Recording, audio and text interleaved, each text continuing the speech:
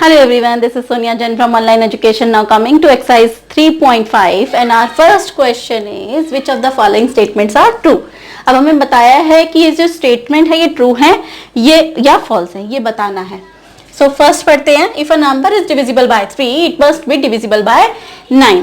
कोई नंबर जो 3 से डिविजिबल है तो ये 9 से डिविजिबल होगा ही होगा.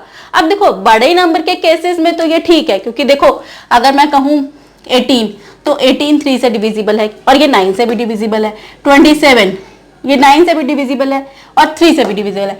लेकिन अगर मैं बात करूं 6 की तो क्या 3 से तो डिविजिबल है तो, लेकिन क्या ये 9 से डिविजिबल है?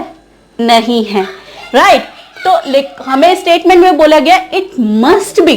तो अगर कोई नंबर 3 से डिविजिबल है तो 9 से भी होना चाहिए. तो दिस स्टेटमेंट इज फॉल्स, क्योंकि ये बड़े नंबर के लिए तो ठीक है. जैसे 9 का टेबल में जो जो आएंगे नंबर वो सारे 3 से डिविजिबल होंगे, लेकिन ये जरूरी नहीं है. जो 3 के टेबल में नंबर आते हैं लाइक 3, 6 वो इससे भी डिविजिबल हो जाए. तो this statement is false. Next है if a number is divisible by 9 it must be divisible by 3. अगर कोई नंबर 9 से डिविजिबल है तो क्या वो 3 से डिविजिबल होगा ही होगा? तो ये हो सकता है. क्यों हो सकता है? जैसे कि मैंने अभी आपको बताया, क्योंकि बड़े नंबर का यहाँ पे कॉन्ट्राडिक्शन पड़ रहा था, लेकिन यहां तो कोई प्रॉब्लम ही नहीं है, तो इसीलिए this statement is true. Okay, next ध्यान से देखना इन दोनों को. अ number is divisible bye 18 if it is divisible by both 3 and 6.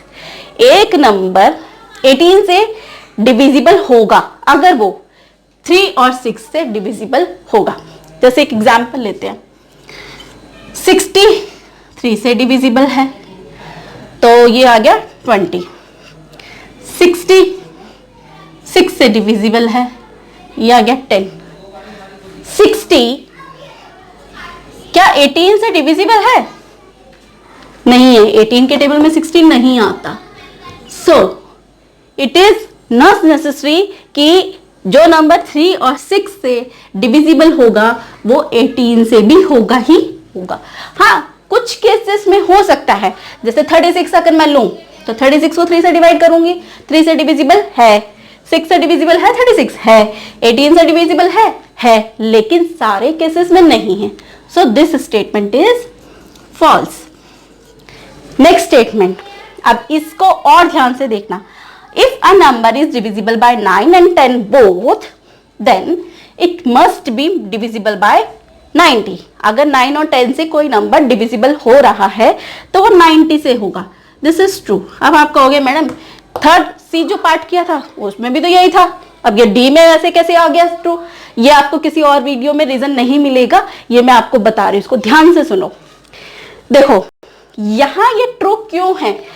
क्योंकि अगर कोई नंबर, ये जो दो नंबर दिए हुए हैं हमें, इनसे डिविजिबल है लेकिन वो को प्राइम नंबर है तो ही उनके मल्टीपल से ही डिविजिबल होगा. जैसे कि इन दोनों का मल्टीपल हुआ 90 और 9 और 10 को प्राइम नंबर होते हैं.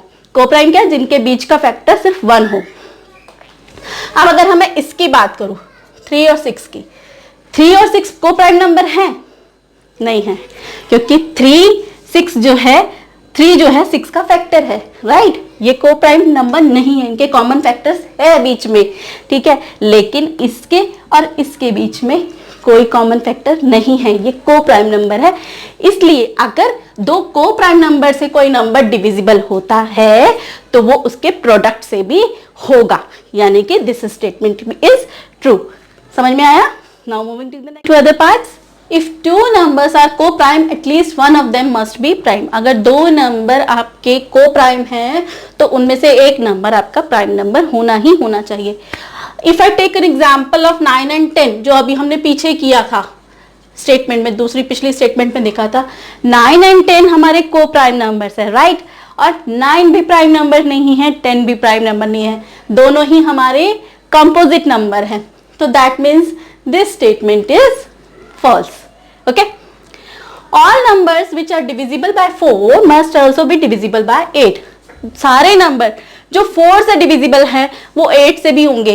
पहले जो स्टेटमेंट थी उसमें भी अगर आपको याद हो 3 और 9 का सेम आ रहा था, ठीक है, कि 3 से डिविजिबल होंगे तो वो 9 से भी होंगे, तो हमने कहा था नहीं, ठीक है। वही चीज इसमें है कि अगर 4 से है तो 8 से पॉसिबल नहीं है, क्योंकि कई चीजें होती है। अब जैसे अगर मैं 20 की बात करूं, 24 से डिविजिबल है बट 28 से डिविजिबल नहीं है, राइट, तो हमेशा ये स्टेटमेंट सही नहीं बैठेगी, तो it is false.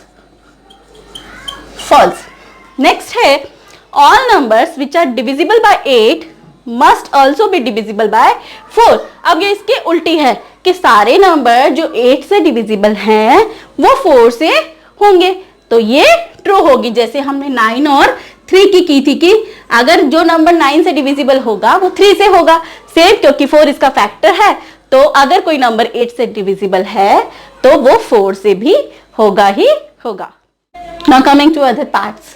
If a number exactly divides two numbers separately, it must exactly divide their sum. मतलब अगर कोई नंबर दो नंबर को exactly डिवाइड कर रहा है, मतलब पूरा पूरा डिवाइड हो रहा है अलग अलग, तो उसका जो सम होगा वो उसे भी डिवाइड करेगा। समझते कैसे? देखो, अगर मैं बात करूं 6 और 9 दो नंबर है, राइट, जो उसने कहा है दो नंबर, इसको देखो 3 पूरा पूरा डिवाइड कर रहा है, ठीक है, 3 डिवाइड्स, 6 को भी डिवाइड कर रहे हैं 3, 9 को भी, 3 2 6, 3 3 9। अगर ये इन दोनों को डिवाइड कर रहा है तो इनके सम को भी डिवाइड करेगा। स्टेटमेंट इज दैट कि इनका सम, अब इनका सम अगर मैं निकालूं 6 + 9 वो कितना आया? 15। तो ये जो 15 आया है ये इसे भी डिवाइड करेगा एग्जैक्टली। तो क्या कर रहा है इसे? Yes, 3 5 15। So this statement is true. Okay, अब है if a number exactly divides the sum of two number it must exactly divide the two number separately. अगर कोई किसी नंबर का सम दूसरे नंबर से एग्जैक्टली डिवाइड होता है तो वो उनको सेपरेटली भी डिवाइड करेगा। समझते कैसे? देखो, अगर मैं बात करूं 7 + 2, 7 + 2 क्या होता है?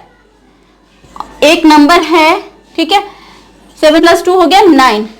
9 जो है डिविजिबल है 3 से, ठीक है। अब वही चीज है कि if a number exactly divide the sum of numbers, यानी कि इन दोनों के सम से डिवाइड होता है। ये 3 से डिविजिबल है इन दोनों के सम से, ठीक है। It must exactly divide the two number separately. तो ये जो 3 है ये आपका इन दोनों से भी डिविजिबल होना चाहिए, बट ऐसा तो नहीं है। 3 के टेबल में ना तो 7 आता है ना 2, तो ये दोनों इससे डिविजिबल नहीं है। So this statement is false. Now, last part of this question. Now moving to the other question, but don't forget to like and subscribe my channel. Stay tuned for more videos. Till then, bye bye.